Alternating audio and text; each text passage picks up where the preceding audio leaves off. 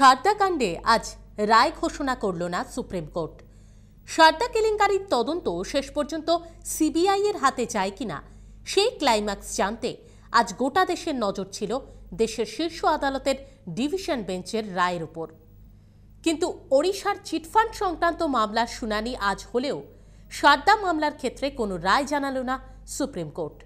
সারদা মামলার সিবিআই তদন্ত প্রসঙ্গে ওড়িশা, অসম, ত্রিপুরা রাজি হলেও সিবিআই তদন্তে সায় দেননি এ রাজ্যের আইনজীবীরা।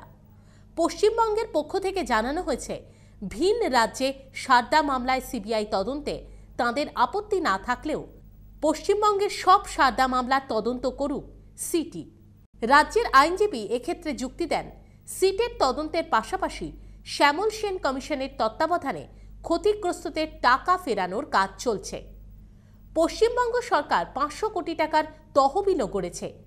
এই পরিস্থিতিতে সিবিআই তদন্তের নির্দেশ দিলে সিটের তদন্ত বাধাপ্রাপ্ত হবে। তবে আপাতত এই বঙ্গের সারদা কেলেঙ্কারি সংক্রান্ত কেসে রায়দান স্থগিত রাখল সুপ্রিম কোর্ট। তবে দেশের সর্বোচ্চ আদালত বঙ্গের সারদা কেলেঙ্কারিতে কোনো রায়দান না করায় ভোট বাজারে অনেকটাই স্বস্তিতে পশ্চিমবঙ্গের তৃণমূল কংগ্রেস সরকার। আর বিরোধীরা স্বভাবতই বেশ কিছুটা হতাশ। কেননা নির্বাচনী বৈতরণী পার হতে নিজেদের পালে হাওয়া লাগানোর জন্য সারদা ইস্যুতে তৃণমূল কংগ্রেসকে হুলবিদ্ধ করার বড় ভরসাই ছিল সিবিআই ভূত দেখানো। কিন্তু সিবিআই তদন্ত ক্ষেত্রে সুপ্রিম কোর্ট এখনও রাজ্যের বিরুদ্ধে কোনো পদক্ষেপ না নেওয়ায় স্বভাবতই বিরোধীরা যে বেশ খানিকটা হতোদ্যম হয়ে পড়েছে তা বলাই বাহুল্য। তবে আজই আবার তৃণমূল কংগ্রেসের মহাসচিব পার্থ চট্টোপাধ্যায় তৃণমূল ভবনে এক সাংবাদিক সম্মেলন করে অভিযোগ করেন, ইডি এবং সিবিআই এর উপর রাজনৈতিক চাপ সৃষ্টি করা হচ্ছে। সেই সঙ্গে সারদার মতন বেআইনি অর্থলগ্নি সংস্থাগুলিকে কংগ্রেসের ইন্ধনে লালন করেছে সিপিএম, এমন কথাও বলেন পার্থবাবু। ইডি বর্তমান অবস্থায় এই নির্বাচনের মুখে দাঁড়িয়ে ইডিকে সামনে রেখে রাজনৈতিক চাপ দেওয়ার ব্যবস্থা করা হচ্ছে।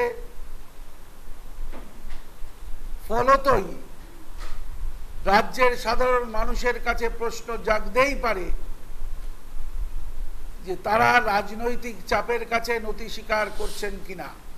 বেআইনি অর্থলগ্নি সংস্থার আতুর ঘর ছিল আর তাকে লালন পালন করেছে এ রাজ্যের সিপিএম বামফ্রন্ট, আর উপর থেকে তাকে তা দিয়েছে কংগ্রেস।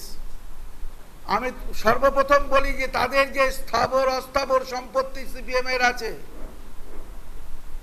সেইগুলো বিক্রি করে দিয়ে সেদিনকার সঞ্চয়নী, ফেভারিট, জনপ্রিয় প্রভৃতি যে সমস্ত ভুইফোর অর্থলগ্নি সংস্থা হত দরিদ্র বাংলার আমানতকারীদের অর্থ আত্মসাৎ করেছে তাদের কাছে টাকা ফেরত দিক।